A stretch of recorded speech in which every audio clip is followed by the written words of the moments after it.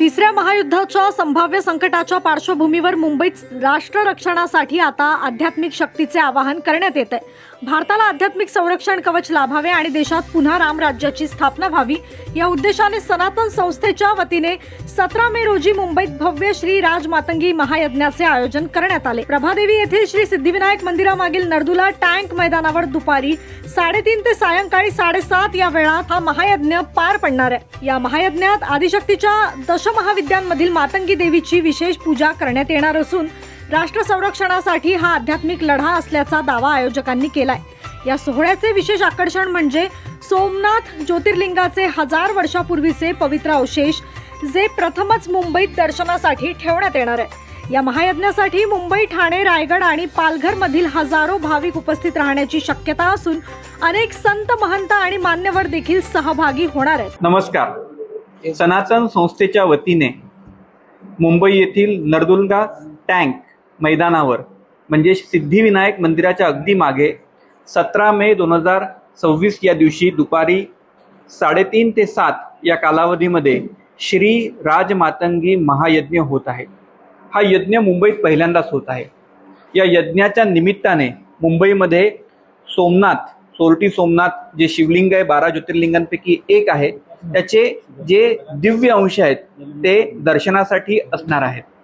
आपल्या सगळ्यांना माहिती आहे की जवळजवळ 1000 वर्षांपूर्वी गझनीच्या महम्मदाने सोमनाथ शिवलिंगाला उद्ध्वस्त केलं, विखंडित केलं, त्याचे तुकडे तुकडे केले। त्यावेळी तिथल्या पुरोहित घराण्यांनी, पुजाऱ्यांनी ते सगळे तुकडे एकत्रित करून 1000 वर्ष तामिळनाडूमध्ये सुरक्षित ठेवले। आज 1000 वर्षांनंतर जेव्हा सोमनाथ महापर्व सुरू आहे, म्हणजे सोमनाथ मंदिराच्या जीर्णोद्धाराला 75 वर्ष पूर्ण झाल्याबद्दल भारत सरकारने सोमनाथ महापर्व सुरू केलं आहे। त्या निमित्ताने देशभर कार्यक्रम होत आहेत। तर सनातन संस्थेने हे जे दिव्य अंश आहेत ते तामिळनाडूमधून मुंबईत आणले आहेत आणि ते दर्शनासाठी उपलब्ध केले आहेत। या शिवलिंगांच्या दिव्य अंशाचं वैशिष्ट्य म्हणजे साक्षात चंद्रानी म्हणजे सोमानी हे लिंग वसवलं होतं। सोमनाथ म्हणूनच म्हटलं जातं चंद्राचा नाथ म्हणजे सोमनाथ। तर चंद्रावर जी ग्रॅव्हिटेशनल फोर्स आहे, तर चंद्रावरचं मटेरियल या उत्पत्तीमध्ये या शिवलिंगाच्या निर्मितीमध्ये वापरलं गेलेलं असल्यामुळे त्याच्यात चुंबकीय तत्व आहे। त्यामुळे हे जे लिंग होतं हे पृथ्वीपासून वर म्हणजे कुठल्याही प्रकारच्या आधाराविना ते असायचं आणि ते दिव्य होतं। आजही हे जे तुकडे आहेत जे गझनीच्या मोहम्मदाच्या विखंडनानंतर त्याचे भाग झाले, जे अंश झाले, ते एकमेकांना चिकटत नाही, त्यांच्यात चुंबकीय आकर्षण आहे। त्यामुळे हे आजही एक प्रकारे वैज्ञानिकांच्या संशोधनाचा विषय बनलेले आहेत।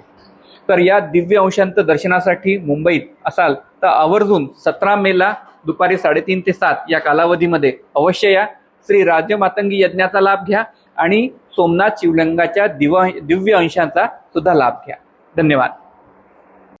आज मुंबई मराठी पत्रकार संघामध्ये या ठिकाणी श्री राजमातंगी महायज्ञाची माहिती देण्यासाठी पत्रकार परिषद आयोजित केलेली होती।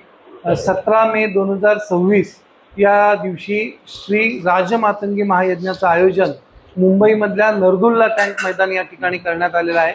सनातन संस्थेच्या वतीने सर्वांना आवाहन करण्यात आलेलं आहे की या महायज्ञाला आपण आवर्जून उपस्थित राहा। दुपारी 3:30 वाजता हा महायज्ञ होईल।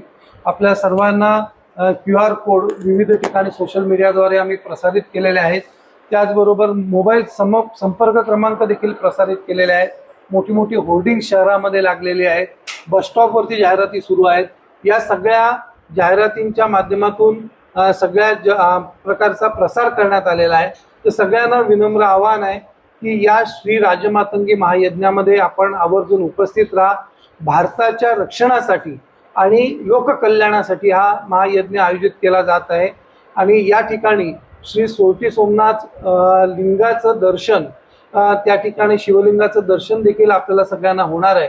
तर सर्वांना एक पर्वणी आहे की या ठिकाणी आपल्याला हे शिवलिंग पाहायला मिळेल। या दर्शनासाठी आपण सगळ्यांनी नरदुल्ला टँक मैदानावरती अवश्य 17 मे 2026 रोजी या।